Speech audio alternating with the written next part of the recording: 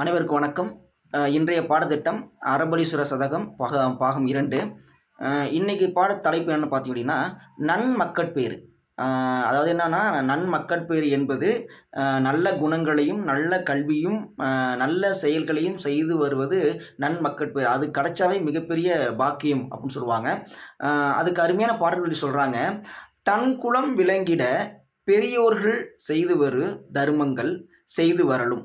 அதாவது தன்னுடைய அதாவது பெரியவர்கள் வந்து தர்மம் செய்யணும்னு சொல்லுவாங்க இல்லையா, அதை வந்து என்ன பண்ணுறாங்கன்னா தர்மம் செய்யணும், அது தன் குலம் விளங்கிட, அதாவது தன்னுடைய குடும்பமும் தன்னுடைய மக்களும் நல்லா இருக்கணும் அப்படின்னு நினைக்கணும்.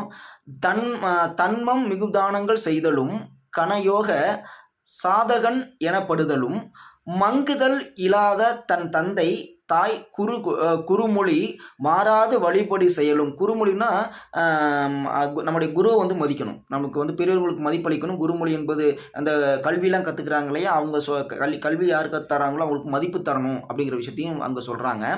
மங்குதல் இல்லாத தன் தந்தை தாய் குருமொழி, அதாவது தாய் தந்தை சொல்லக்கூடிய அந்த வார்த்தை இருக்கு இல்லையா, அதை தட்டாமல் கேட்கணும், அதுதான் மிகப்பெரிய குருமொழி அப்படின்னு சொல்கிறது அங்கே சொல்லப்படுது. மாறாது வழிபடி செயலும் வழி வழி வரும் தமது தேவத பத்தி புரி மார்க்கமும் தீர்க்க ஆயுளும் இங்கித குணங்களும் வித்தையும் புத்தியும் ஈகையும் சன்மார்க்கமும் இவையெல்லாம் உடையவன் புதல்வனாம் அப்படின்றாங்க. அதாவது எல்லா குணங்களும் இருக்கணும், அந்த குணங்கள் நல்ல குணங்களாக இருக்கணும், மற்றவங்களுக்கு மதிப்பளிக்கணும், பெரியவங்களை மதிக்கணும், தன்னுடைய தாய் தந்தை பேச்சை வந்து தட்டாமல் நடக்கணும். அது மட்டும் இல்லாமல் நல்ல கல்வி இருக்கணும், நல்ல குணங்கள் இருக்கணும், நல்ல ஈகை பண்பு இருக்கணும், சன்மார்க்கமும் இருக்கணும், அதை வந்து புத்திசாலித்தனமாக நடக்கணும். இவ்வளோ விஷயம் இருக்கிறது தான் நன்மக்கட்பேறு. இப்படி ஒரு குழந்தை பெற்று அந்த குழந்தை இந்த உலகத்தில் சிறந்த குழந்தை அப்படிம்பாங்க. அதுதான் சொல்றாங்க, அழகான இப்படி ஒரு நன்மக்கட்பேறு பெறணும் அப்படின்னு சொல்றாங்க. அவனையே ஈன்றவன் புண்ணியவனா. என்னன்னா, இப்படிப்பட்ட பிள்ளையை பெற்றெடுக்கிறவன் வந்து புண்ணியவனா அப்படின்றாங்க. அது நன்மக்கட்பேறு. அதாவது எல்லாருக்கும் குழந்தை பிறக்கும், எல்லாருக்கும் குழந்தை வளர்ப்பாங்க, எல்லாம் நல்லா தான் வளர்ப்பாங்க, நல்லா தான் பண்ணுவாங்க. ஆனால் இத்தனை குணங்களும் அமைந்திருக்குமானா தெரியாது, இருக்காது. குறைவாக இருக்கலாம், இல்லை ஒன்று குறைஞ்சிருக்கலாம், இல்லை ஒன்று தேவையில்லாமல் இருக்கலாம், இல்லை வந்து பெரியவங்களுக்கு மதிப்பளிக்காமல் இருக்கலாம். ஆனால் அங்கே என்ன சொல்கிறாங்கன்னா, நன்மக்கள் பேர் என்பது இப்படி எல்லா குணங்களும் அமைந்து ஒரு குழந்தையை பெற்றெடுத்துட்டானா அவன் தானே புண்ணியவான் அப்படிங்கிறாங்க. அவன் தான் புண்ணியவான். இயல்பாகவே உங்களுக்கு சொல்லுவாங்களே, அவன் பிள்ளை இவ்வளோ சூப்பராக இருக்கான், இவ்வளோ நல்ல குணங்களோடு இருக்கான் அப்படின்னு எல்லாரும் பாராட்டுவாங்க, எல்லாம் புகழ்ந்து பேசுவாங்க.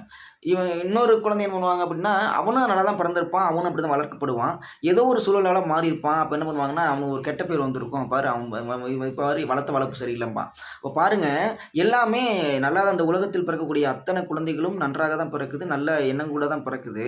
ஆனால் அதோட வளர்ப்பு முறை தான் அதோட காரணங்கள்னா சூழலுக்கு தகுந்த மாதிரி மாறிக்குது. அப்போ என்னன்னா, அப்போ இந்த சூழலை வந்து மாற்றணும் அப்படிங்கிற மாதிரி. அப்போ இதெல்லாம் கடந்து போய் அப்போ நன்மக்கட்பேறு என்பது நல்ல குணங்களை உடைய அத்தனை விஷயங்களையும் அடங்கி ஒரு குழந்தை பிறந்துச்சுன்னா அவன் தாண்டா அந்த உலகத்தில் வந்து புண்ணியவான் அப்படின்னு வந்து சொல்கிறாங்க. அதுதான் அங்கே திரும்பவும் சொல்கிறாங்க பாருங்க, ஈன்றவன் புண்ணியவனா.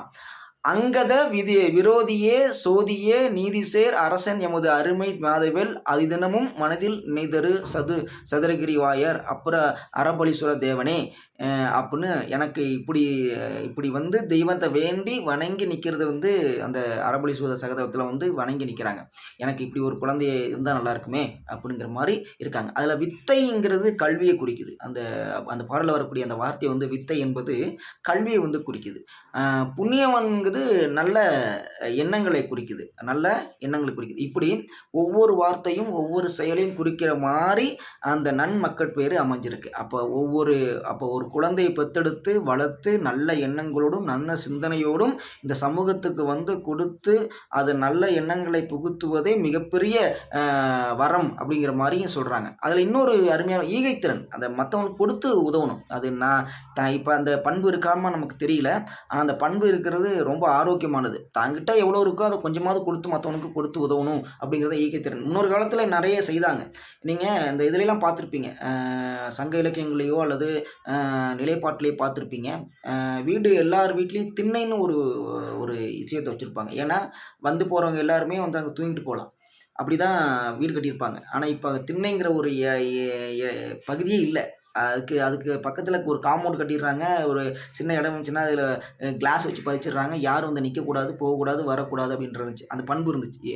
இப்போ அந்த பண்பு மாறி யாருமே இருக்கக்கூடாதுங்கிற பண்பு வந்துருச்சு. தான் மட்டும் தான் வாழும் இந்த உலகத்தில் அப்படிங்கிற பண்பு வந்துருச்சு. பாருங்க, அப்போ யார் வேணாலும் இந்த ரோட்டில் போகிறவங்க, நடந்து போகிறவங்க, கால் வலிச்சதுன்னா அந்த திண்ணையில் உட்காந்து அமர்ந்து போகலாங்கிற எண்ணம் இருந்த காலம் போய் இன்னைக்கு அந்த